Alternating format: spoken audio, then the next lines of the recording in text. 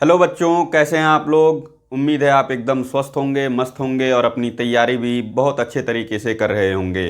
पिछले वीडियो में हमने एएमयू के साल 2022 में क्लास 6 के एंट्रेंस में पूछे गए साइंस और ईवीएस के प्रश्नों को हल किया था।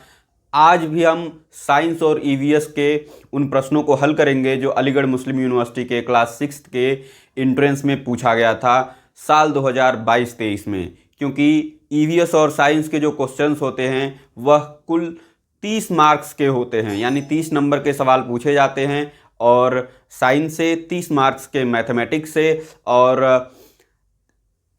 8 मार्क्स के हिंदी आते हैं। इंग्लिश का प्रश्न पूछा जाता है 8 मार्क्स में और 8 नंबर के ही उर्दू के ही मार्क्स जुड़ते हैं।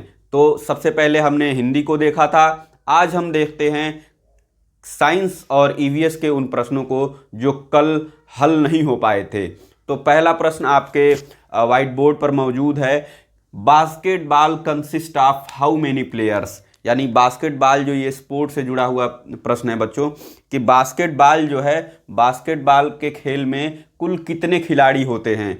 तो सबसे पहले 4 ऑप्शन हम देख लेते हैं, 7, 8, 11, 12। बच्चों जैसा हम जानते हैं कि 11 जो प्लेयर होते हैं क्रिकेट में होते हैं, फुटबॉल में होते हैं, वही कबड्डी के खेल में 7 प्लेयर होते हैं और बास्केटबॉल के खेल में कुल 12 खिलाड़ी होते हैं। कितने खिलाड़ी होते हैं? 12। यानी बास्केटबॉल में कुल 12 खिलाड़ी होते हैं और क्रिकेट में 11, फुटबॉल में 11 और कबड्डी में 7 खिलाड़ी होते हैं। कुछ ऐसे भी खेल होते हैं जिसमें 8 खिलाड़ी होते हैं। एक बार अगर आप जानते हैं तो कमेंट सेक्शन में ज़रूर बताएं। चलिए, दूसरा प्रश्न जो 17 प्रश्न है वह साइंस से जुड़ा हुआ है कि सलाइवा हेल्प्स इन, यानी जो हमारा लार है वह हमें किस रूप में मदद करता है। जो हमारे मुंह से लार टपकता है वह किस रूप में मदद करता है। तो चलिए, पहला आपका ऑप्शन है डाइजेशन, सही हो सकता है। इजेशन नहीं, एक्सक्रीशन। सलाइवा जब निकलता है तो एक्सक्रीशन तो होता है सलाइवा का, लेकिन वह हमारा एक्सक्रीशन में हेल्प नहीं करता है, तो एक्सक्रीशन भी नहीं होगा। न्यूट्रिशन बिल्कुल भी नहीं, यानी सलाइवा हेल्प्स इन डाइजेशन, यानी पाचन के लिए सलाइवा का एक्सक्रीशन होना, सलाइवा का बाहर निकलना बहुत ही महत्वपूर्ण होता है। तो इस प्रकार saliva helps in our digestive process. Okay, 18th question जो है वह है कॉमन साल्ट ऑब्टेन फ्रॉम, जो हम नमक यूज करते हैं NaCl, वह कहाँ से ऑब्टेन करते हैं। पहला ऑप्शन है पॉन्ड, बिल्कुल भी नहीं। रिवर, बिल्कुल भी नहीं। लेक, बिल्कुल भी नहीं। सी, सबको पता है कि जो नमक होता है वह समुद्रों से ही निकाला जाता है, यानी समुद्र का पानी खारा होता है, नमकीन होता है और नमक भी समुद्र के पानी से ही निकलता है। ठीक, उसका अलग अलग प्रोसेस होता है, जब आप पढ़ेंगे तो उसको आगे बताया जाएगा। जब एक एक चैप्टर को कवर किया जाएगा, एक एक चैप्टर को पढ़ाया जाएगा, उस वक्त आपको बताया जाएगा पूरा प्रोसेस कि कैसे समुद्र से नमक को निकाला जाता है। यानी हम जानते हैं कि पॉन्ड का जो पानी होता है, पोखरे का, वह भी खारा नहीं होता है। तो दोस्तों यह भी नहीं होगा बच्चों। रिवर का भी पानी खारा नहीं होता है, नमकीन नहीं होता है। लेक, इसका भी पानी नमकीन नहीं होता है। हमने सीधा ये जान लेना है कि जो समुद्र होते हैं उनके जो पानी जो होते हैं उसमें नमक की मात्रा 35% तक रहती है। तो यानी नमक कहाँ से निकलता है? Common salt is obtained from sea. वैसे ही 19th क्वेश्चन बच्चों आपका है कि which gas is essential for respiration, यानी हमारे श्वसन क्रिया में कौन सा गैस सबसे महत्वपूर्ण योगदान देता है। तो कौन सा गैस है? हम सांस लेते हैं तो हम कौन से गैस को, कल भी मैंने बताया था कि हम सांस लेते हैं तो ऑक्सीजन को लेते हैं, ब्रीथ इन करते हैं ऑक्सीजन को और ब्रीथ आउट करते हैं कार्बन डाइऑक्साइड को। यानी रेस्पिरेटरी सिस्टम में, रेस्पिरेशन में सबसे महत्वपूर्ण, सबसे इम्पॉर्टेंट रोल जो प्ले करता है वह होता है हमारा ऑक्सीजन गैस। तो यहाँ पर हमारा ऑक्सीजन गैस ऑप्शन करेक्ट हो जाएगा बच्चों। ठीक है, इस पर ध्यान देना बेटा, क्योंकि ये बार बार पूछा जाता है कि which gas is essential for respiration. Oxygen is very essential for our respiration and we take oxygen and liberate carbon dioxide, यानी हम कार्बन डाइऑक्साइड को ऑक्सीजन को ब्रीथ इन करते हैं और कार्बन डाइऑक्साइड को ब्रीथ आउट करते हैं। चलिए वैसे ही हमारा 20th क्वेश्चन देख लेते हैं बच्चों।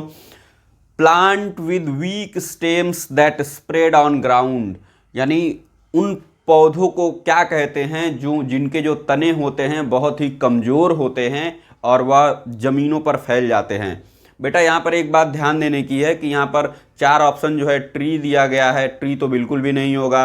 वहीं हर्ब दिया गया है, वह भी नहीं होगा, क्योंकि वह भी हर्ब और जो श्रब्स होते हैं वह भी थोड़े उड़ी होते हैं, यानी उसमें भी थोड़ी थोड़ी लकड़ियाँ होती हैं। तो हर्ब, श्रब और ट्री ये बिल्कुल भी नहीं होगा, क्योंकि इनके जो स्टेम होते हैं इतने कमज़ोर नहीं होते हैं। एक ऑप्शन आपका दिया हुआ है क्रीपर। बेटा यहाँ पर बच्चे कुछ कंफ्यूज हो जाते हैं कि क्रीपर वे पौधे होते हैं जो पेड़ों पर चढ़ जाते हैं। ऐसा बिल्कुल भी नहीं है कि वे पौधे जो सिर्फ पेड़ों पर चढ़ जाएं वही क्रीपर कहलाते हैं। बेटा इसमें ये देखना है कि जो क्रीपर होते हैं वह पेड़ों पर भी चढ़ सकते हैं, उनके तने इतने लचीले होते हैं, उनमें लकड़ी नहीं होता है बिल्कुल भी, बहुत कमज़ोर होते हैं, वह पेड़ों पर भी चढ़ सकते हैं और ज़मीन पर फैल भी जाते हैं। जैसे आप गांव में आपने देखा होगा कि बहुत सारे पौधे सब्जियों के लगाए जाते हैं जो ऐसे फैल जाते हैं, ज़मीनों पर फैल जाते हैं, ठीक। तो उन पौधों को हम क्रीपर कहते हैं, जो पेड़ पर भी चढ़ जाए, दीवार पर भी चढ़ जाए और ज़मीन पर फैल भी जाए। तो यहाँ पर बेटा यह ध्यान देना है कि हमें हर्ब श्रब की तरफ नहीं जाना है और हमें क्रीपर की तरफ जाना है, कि क्रीपर इसका ऑप्शन होगा जो पेड़ पर भी चढ़ता है, ज़मीन पर भी फैलता है और घरों पर भी चढ़ जाता है। तो ऐसे पौधों को हम क्रीपर कहते हैं। Creeper is the correct option. 21st question है बच्चों, rib cage protects our. Rib cage यानी यह जो हमारा छाती का जो पोर्शन है इसको हम रिब केज कहते हैं। जो इसका स्केलेटन है रिब केज का, जो आपकी जो छाती दिख रही है इसको हम रिब केज कहते हैं। ये किसको प्रोटेक्ट करता है? ऑप्शन दिया गया है heart, stomach, kidney, liver. Liver को करता है? बिल्कुल भी नहीं। किडनी को? नहीं। स्टमक को प्रोटेक्ट करने के लिए रिब केज है। यहाँ पे तो हमारा लेफ्ट साइड में क्या है? हार्ट है ना, तो यहाँ पर हमारा ऑप्शन होगा हार्ट। बच्चों बहुत ही आसान भाषा में यहाँ पर समझाया जा रहा है, आपको दिखा करके मैं बता रहा हूँ कि ये हमारा जो पोर्शन है इसी को हम रिब केज कहते हैं। और रिब केज किसको प्रोटेक्ट कर रहा है? हमारे हार्ट को प्रोटेक्ट कर रहा है। इसके बाद से नेक्स्ट क्वेश्चन बहुत ही आसान है, जो इस वक्त इसका बहुत ज़्यादा इस्तेमाल किया जा रहा है। इस वक्त आप जानते होंगे कि बॉडी बिल्डिंग की दुनिया में जिम में हिंदुस्तान के बहुत सारे लोग लगे हुए हैं। पूरे विश्व में सबसे ज़्यादा क्रेज अगर कहीं पर जिम का है तो वह हिंदुस्तान है, हमारा इंडिया है। और हिंदुस्तान में बॉडी बिल्डिंग के नाम पर बहुत सारी कंपनियां बहुत सारे प्रोडक्ट्स, गलत प्रोडक्ट्स बेच रहे हैं, जिसका बहुत ज़्यादा साइड इफ़ेक्ट भी देखने को मिल रहा है। बच्चे उसका इस्तेमाल कर लेते हैं, पता चलता है कि उनकी बॉडी में सूजन हो जाती है, बॉडी बहुत ही ख़राब हो जाती है। तो यहाँ पर देख लेते हैं, पहले क्वेश्चन देख लेते हैं फिर बात करते हैं। बॉडी बिल्डिंग फूड्स आर, कौन से जो भोजन होते हैं वह बॉडी बिल्डिंग होते हैं? कौन कौन से हैं? Protein, fat, carbohydrate, vitamin. Protein, आप देखे होंगे कि जो भी बॉडी बिल्डिंग वाले होते हैं वह बहुत सारा मात्रा में प्रोटीन लेते हैं, कुछ एस्टेरॉइड्स भी लेते हैं, जिसका बहुत सारा साइड इफ़ेक्ट भी होता है। कुछ लोगों के साइड इफ़ेक्ट नहीं होते हैं, जो अच्छी कंपनियों का इस्तेमाल करते हैं उनका नहीं होता है। तो हमें यहाँ पर देख लेना है कि इस वक्त जो ट्रेंडिंग में चल रहा है जिम, और उसमें लोग किसका इस्तेमाल कर रहे हैं? प्रोटीन का। किसके लिए? बॉडी बिल्डिंग के लिए। तो यहाँ पर हमारा जो ऑप्शन होगा वह होगा प्रोटीन। प्रोटीन एक ऐसा भोजन है कि अगर प्रोटीन एक ऐसा तत्व है जिसको हम लेते हैं तो उससे हमारी क्या होती है? बॉडी बिल्डिंग होती है, यानी शरीर मजबूत होता है, ठीक। तो ये होता है कि body building foods are protein. 23rd question is one of the most important question in your science and EVS part, and which is sugar mixed with wheat flour can be separated by. यानी कि अगर आपके घर में आटा रखा हुआ है और अगर आपका छोटा भाई या छोटे बहन जा करके उस आटे में शक्कर को गिरा दें तो उसको किस रूप में बाहर निकाला जाएगा? जिस प्रोसेस से बाहर निकाला जाएगा उसको क्या कहा जाता है?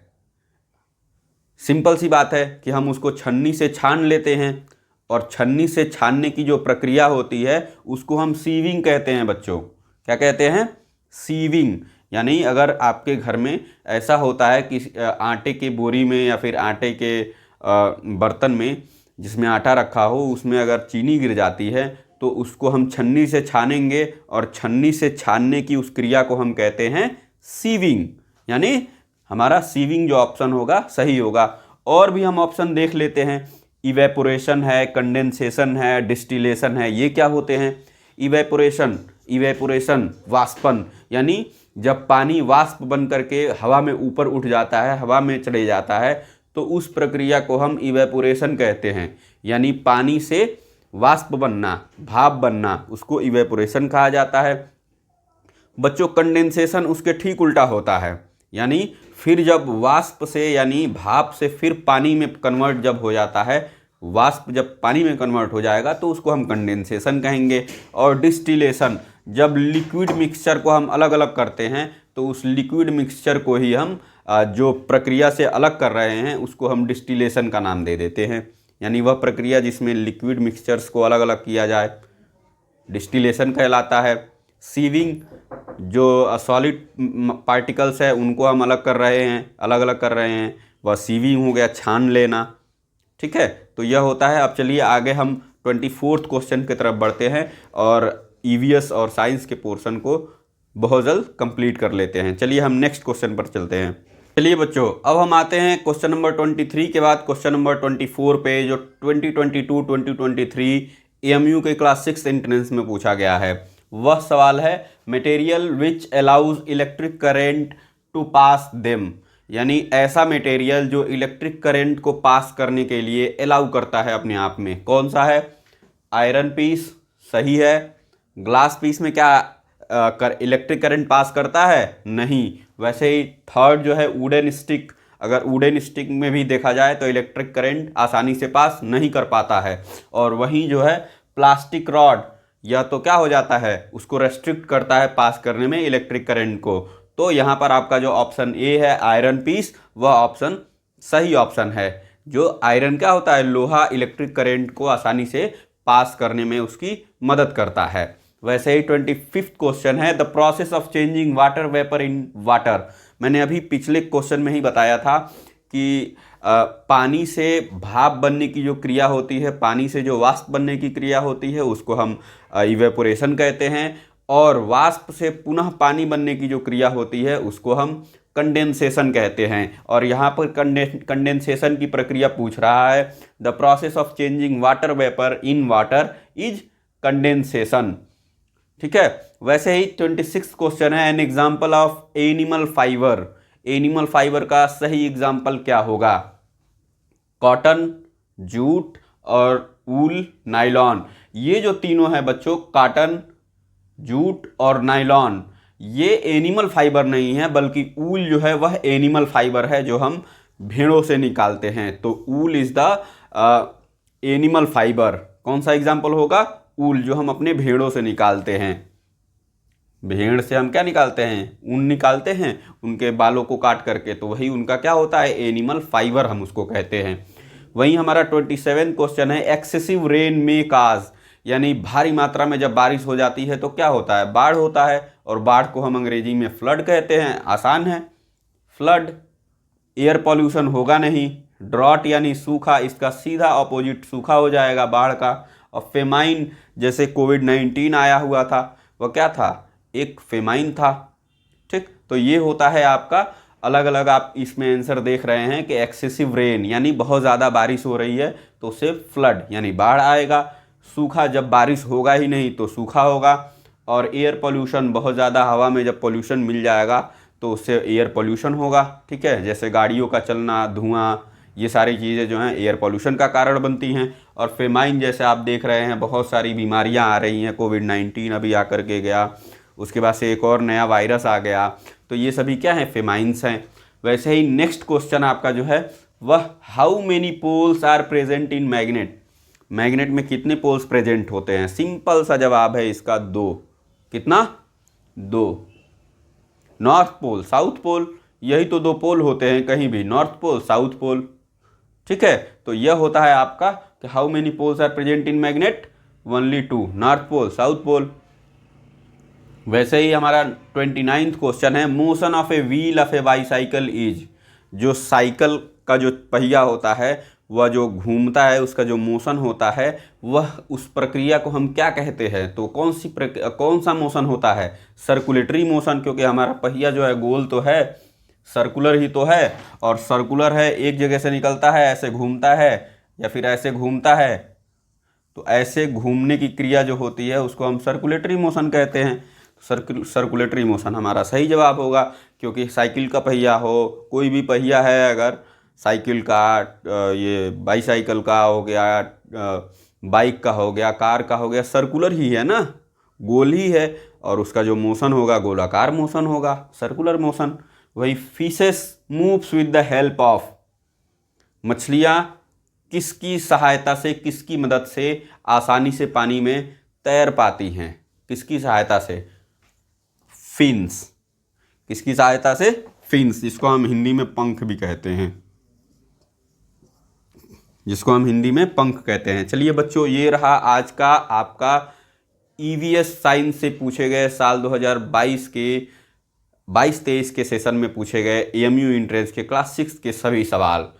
अगले वीडियो में हम कोशिश करेंगे कि आपको मैथमेटिक्स के जो भी क्वेश्चन साल 2022-23 में पूछे गए हैं अलीगढ़ मुस्लिम यूनिवर्सिटी के क्लास 6 के एंट्रेंस में, उसको सॉल्व किया जाए, और फिर हम इंग्लिश की तरफ आगे बढ़ेंगे, एक एक करके इसको सॉल्व करेंगे। बच्चों, आप बहुत ही लगन के साथ, बहुत मेहनत के साथ इस चैनल से जो भी आपको पढ़ाया जा रहा है आप पढ़िए। इंशाअल्लाह हमारी दुआ है कि आप ज़रूर कामयाब होंगे, और पढ़ना बहुत ज़रूरी है, क्योंकि इस दुनिया में अगर हम पढ़ लेते हैं तो हमें कोई मूर्ख नहीं बना सकता है। जैसे अभी बच्चों आप देख रहे हैं कि महाकुंभ को लेकर के बहुत सारी राजनीति गरमाई हुई है। कुछ ऐसे लोग भी हैं जो ये कहते हुए हम देख पा रहे हैं, उनको सुन पा रहे हैं कि वो लोग ये कह रहे हैं कि जो लोग दब करके मर गए उनको मोक्ष मिल गया। अगर यही बात अगर उस महाकुंभ में ये जो लोग कह रहे हैं उनके परिवार के लोग दबे होते तो तुरंत सीबीआई बैठ जाती। तो ऐसी चीज़ों को ऐसी चीज़ों को समझने के लिए और कोई हमें मूर्ख ना बना सके, हमें पढ़ना बहुत ज़रूरी है। तो पढ़िए पढ़िए पढ़िए, और अपने एक सीट को कंफर्म करिए एएमयू में, जामिया में और बीएचयू में, सिर्फ़ और सिर्फ जीएस विद नमाज के साथ। बच्चों, अगर आप अभी तक इस चैनल पर नए हैं तो चैनल को ज़रूर सब्सक्राइब कर लें, बेल आइकन वाली जो घंटी है बिल्कुल दबा दें, ताकि आपको समय समय पर जो भी नोटिफिकेशंस हैं जीएस विद नमाज की तरफ से वह आपको बराबर मिलते रहें। और हाँ, अपने दोस्तों में शेयर भी करिए, ताकि आपके दोस्त भी, उनकी जो पढ़ाई है वह भी आसानी से हो सके। और सिर्फ पढ़ना है, पढ़ना है, पढ़ना है, और एक सीट हमें कंफर्म करना है। चलिए फिर मिलते हैं अगले वीडियो में मैथ के सवालों के साथ। तब तक के लिए धन्यवाद।